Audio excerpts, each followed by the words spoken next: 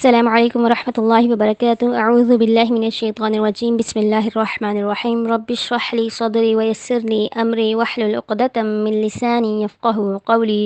رب زدنی علما اللہم فقہنا فی الدین آمین۔ سورہ البقرہ آیت نمبر 283۔ وَإِن كُنتُمْ عَلَى سَفَرٍ وَلَمْ تَجِدُوا كَاتِبًا فَرِهَانٌ مَّقْبُوضَةٌ فَإِنْ أَمِنَ بَعْضُكُمْ بَعْضًا فَلْيُؤَدِّ الَّذِي اؤْتُمِنَ أَمَانَتَهُ وَلْيَتَّقِ اللَّهَ رَبَّهُ وَلَا تَكْتُمُوا الشَّهَادَةَ وَمَن يَكْتُمْهَا فَإِنَّهُ آثِمٌ قَلْبُهُ وَاللَّهُ بِمَا تَعْمَلُونَ عَلِيمٌ۔ اگر تم سفر میں ہو اور دستاویز لکھنے کے لیے کوئی کاتب نہ ملے تو جو چیز تمہارے پاس ہو وہ گروی رکھوا دو اور قرض کا معاملہ کر لو۔ ہاں، اگر وہ آپس میں ایک دوسرے سے مطمئن ہو تو جس کے پاس امانت رکھوائی گئی ہو اسے چاہیے کہ امانت ادا کر دے اور اللہ سے ڈرے جو اس کا رب ہے۔ گواہی کو ہرگز نہ چھپاؤ، اور جو اسے چھپا لے گا وہ گنہگار دل والا ہے، اور جو تم کام کرتے ہو اللہ اسے خوب جاننے والا ہے۔ اب اس آیت میں رہن کا بیان ہے، اور رہن گروی رکھنے کو کہتے ہیں، یعنی حالت سفر میں جہاں کوئی لکھنے والا نہ مل سکے وہاں یاد دہانی کے لیے قرض دینے والے کے پاس کوئی چیز گروی رکھوا دی جائے۔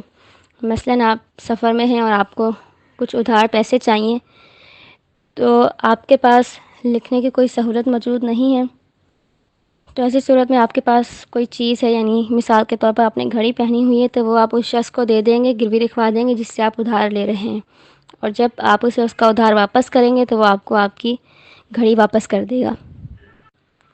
اور یہ رہن کا معاملہ حالت سفر اور حالت حضر دونوں میں کر سکتے ہیں۔ حالت حضر یعنی کہ عام حالات میں، اگر گھر میں ہیں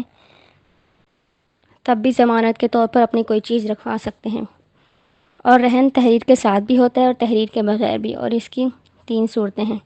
نمبر 1، حالت سفر میں کوئی کاتب نہ ملے یا لکھنے کی کوئی سہولت موجود نہ ہو تو ضمانت کے طور پر اپنی کوئی چیز گروی رکھوا دی جائے۔ نمبر 2، حالت حضر میں عام حالات میں بھی اگر کوئی کاتب نہ ملے یا تحریر لکھنے کی کوئی سہولت موجود نہ ہو تو ضمانت کے طور پر اپنی کوئی چیز گروی رکھوا دی جائے۔ اور نمبر 3، کہ قرض لیا اور اس کی تحریر بھی کر لی، لکھ بھی لیا، لیکن قرض دینے والے کو تحریر پر اعتماد نہیں اور وہ کہے کہ مجھے صرف لکھے ہوئے پر یقین نہیں، مجھے ضمانت کے لیے کچھ دو، اور وہ رہن کا مطالبہ کرے، تو ایسی صورت میں بھی اپنی کوئی چیز گروی رکھوا دی جائے۔ اور رہن میں جو چیز قرض دینے والے کے پاس ہوگی اس چیز کا نفع نقصان دونوں اس کے مالک کا ہوگا، یعنی مثال کے طور پر ایک شخص نے قرض لیا اور اپنی گائیں گروی رکھوا دی، اور پھر کوئی بیماری آئی اور اس کی گائے مر گئی، تو وہ شخص کہے کہ میری گائیں تمہارے گھر میں مر گئی ہیں اس لیے اب میں تمہارا قرض واپس نہیں کرتا، تو ایسا نہیں ہوگا۔ یا پھر وہ جس نے قرض دیا ہے اس شخص کے پاس جا کر اس گائے نے بچہ دے دیا، تو اب قرض دینے والا کہے کہ اس نے میرے گھر میں بچہ دیا ہے تو گائیں تمہاری اور بچہ میرا ہے، تو ایسا بھی نہیں ہوگا، بچہ بھی اسی کا ہوگا جس کی گائیں تھی، یعنی نفع نقصان دونوں مالک کا ہی ہوگا۔ اور جس کے پاس رہن رکھا جائے وہ اس رہن رکھی ہوئی چیز کو امانت سمجھے اور اسے استعمال نہ کرے، یعنی کسی نے اپنا گھر یا دکان کسی کے پاس گروی رکھوائی تو اب وہ شخص اس کو کرائے پہ چڑھا دے، اس سے فائدہ اٹھائے یا خود اس میں رہنے لگ جائے، تو ایسا کرنا سود ہوگا، اور اسی لیے رہن سے فائدہ اٹھانا منع ہے۔ لیکن ایسی صورت میں ایکسیپشن کیس یہ ہے کہ اگر کوئی شخص کسی کے پاس اپنی گائیں گروی رکھواتا ہے تو اس کو پالنا، اس کا کھانے پینے کا انتظام کرنا یہ تھوڑا مشکل ہو جاتا ہے، یعنی گائیں گھاس کھاتی ہے، وہ شخص کہے کہ میں اس کو کھلا رہا ہوں، پلا رہا ہوں اور میں اس سے فائدہ بھی نہ اٹھاؤں، تو ایسی صورت میں اگر گائیں دودھ دیتی ہے تو وہ اس کا دودھ استعمال کر سکتا ہے، کیونکہ دودھ اس کو چارہ کھلانے کے عوض مل رہا ہے۔ یا پھر اگر کسی نے کسی کے پاس اپنا گھوڑا گروی رکھوایا ہے اور وہ اس کو چارہ کھلاتا ہے، پالتا ہے، اس پر خرچ کر رہا ہے تو اس پر سواری کر سکتا ہے، یعنی جتنا وہ اس چیز پر خرچ کرے گا اتنا اس سے فائدہ اٹھا سکتا ہے۔ آگے ہے فَإِنْ أَمِنَ بَعْضُكُمْ بَعْضًا فَلْيُؤَدِّ الَّذِي اؤْتُمِنَ أَمَانَتَهُ وَلْيَتَّقِ اللَّهَ رَبَّهُ۔ ہاں، اگر وہ آپس میں ایک دوسرے سے مطمئن ہو تو جس کے پاس امانت رکھوائی گئی ہے اسے چاہیے کہ امانت ادا کر دے، یعنی اگر مقروض نے قرض واپس کر دیا ہے تو اب جس نے قرض دیا تھا اسے بھی چاہیے کہ اب وہ اس کی چیز جو ہے جس نے رہن میں رکھوائی تھی وہ اسے واپس کر دے، اور اس معاملے میں اللہ سے ڈرے جو اس کا رب ہے۔ وَلَا تَكْتُمُوا الشَّهَادَةَ، اور گواہی کو ہرگز نہ چھپاؤ۔ وَمَن يَكْتُمْهَا فَإِنَّهُ آثِمٌ قَلْبُهُ، جو اسے چھپا لے گا وہ گنہگار دل والا ہے۔ اور اس میں ابن عباس رضی اللہ عنہ فرماتے ہیں کہ جھوٹی شہادت دینا یا شہادت کو چھپانا کبیرہ گناہ ہے۔ اور ایسا کرنے والا خطا کار دل والا ہے۔ آگے ہے واللہ بما تعملون علیم، اور اللہ اس سے خوب جانتا ہے جو تم عمل کرتے ہو، یعنی اللہ تعالیٰ تمہارے اعمال سے خوب واقف ہے۔ آیت نمبر 284 للہ ما فی السماوات وما فی الارض وَإِن تُبْدُوا مَا فِي أَنفُسِكُمْ أَوْ تُخْفُوهُ يُحَاسِبْكُم بِهِ اللَّهُ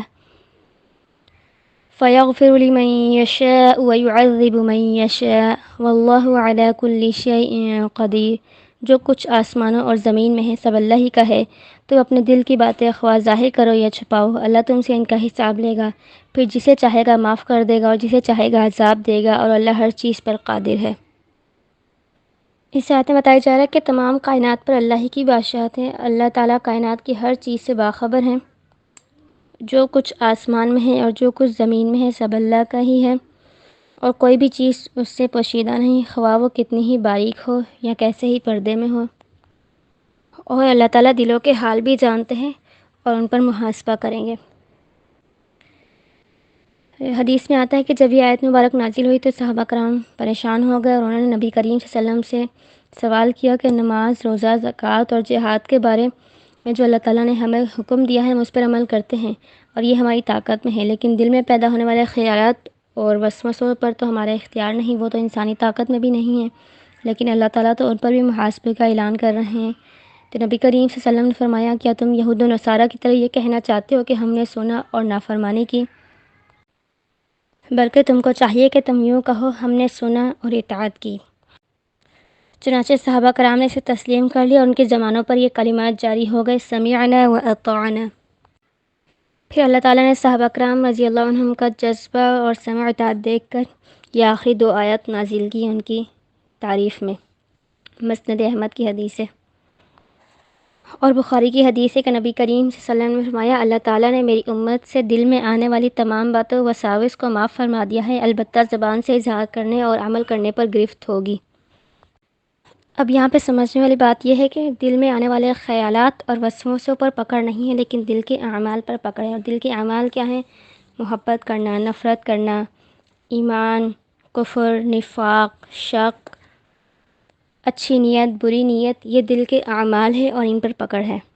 ابن عباس رضی اللہ عنہ فرماتے ہیں کہ قیامت کے دن نبی کریم صلی اللہ علیہ وسلم نے فرمایا قیامت کے دن جب ساری مخلوق کو اللہ تعالیٰ جمع کرے گا تو فرمائے گا کہ میں تم کو تمہارے دلوں کے بھید بتاتا ہوں جس پر فرشتے بھی آگاہ نہیں۔ مومنوں کو تو خبر دے دے گا اور پھر معاف فرما دے گا، ہاں لیکن منافق اور شک و شبہ والے لوگوں کو ان کی تکذیب پر اطلاع دے گا اور پھر ان کی پکڑ ہوگی،